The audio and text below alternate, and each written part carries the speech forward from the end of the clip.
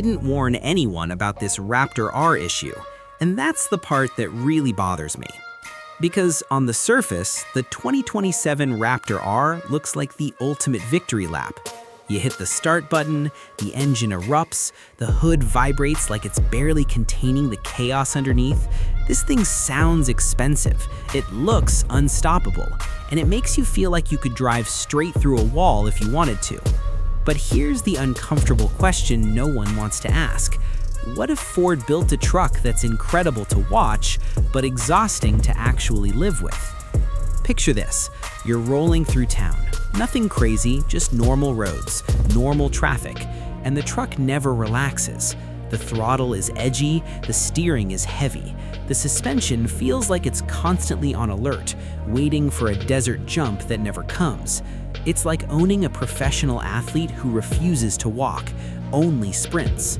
And that's where the problem starts.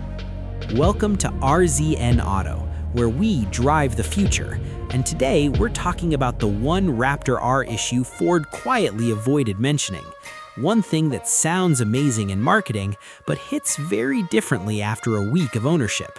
Stick around, because once you notice it, you can't unfeel it. Ford's entire mindset with the Raptor R is built around domination. More power than the standard Raptor, more aggression than anything wearing a blue oval badge, and most importantly, more presence than its biggest rival, the Ram TRX. This truck isn't designed to blend in, it's designed to intimidate. But here's the catch, the Raptor R is so focused on being extreme that it forgets most owners don't actually live extreme lives. 90% of these trucks will never see Baja. They'll see grocery store parking lots, tight U-turns, school drop-offs, and uneven city roads. And in those situations, the Raptor R starts feeling less like a weapon and more like work. Inside, everything looks tough and premium. Thick wheeling steering, aggressive seats, big screens everywhere. But once you're driving, the cabin doesn't feel relaxing. It feels busy. The hood is massive, stretching out like an aircraft carrier. Visibility feels compromised. You're constantly aware of the truck's size, its weight, its presence. And the tech? It's impressive, but not intuitive when you're bouncing around. Changing drive modes, adjusting settings, it all demands attention. This isn't a truck that fades into the background. It insists on being part of every moment. Now, let's talk about how it drives, because this is where Ford really didn't warn anyone. The suspension setup is brutally capable off-road, and that's not an exaggeration. It's incredible when you're pushing hard in dirt.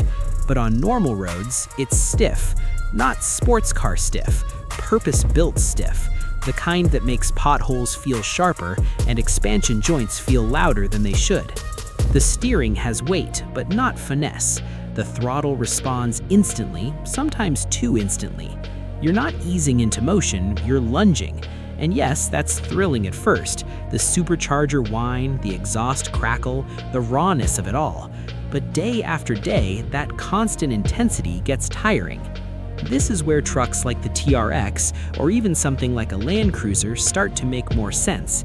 They still feel powerful, still feel capable, but they don't punish you for driving normally. The Raptor R doesn't know how to chill. And that is the issue Ford didn't really talk about.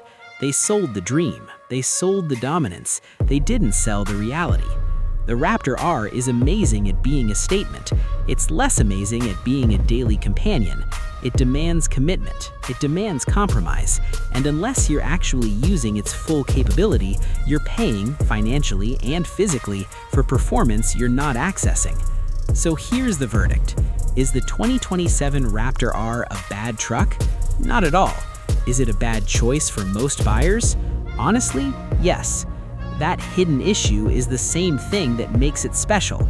The ultra-aggressive tuning, the refusal to soften, the lack of balance. It's thrilling in short bursts, but relentless over time. Buy, lease, or pass? For most people, this is a pass, not because it isn't incredible, but because it's incredible in the wrong ways for daily life. Now I want to hear from you. Would you still take the Raptor R knowing this? Or would you go TRX, or skip both and choose something more balanced? Drop your take in the comments. I'll see you next time.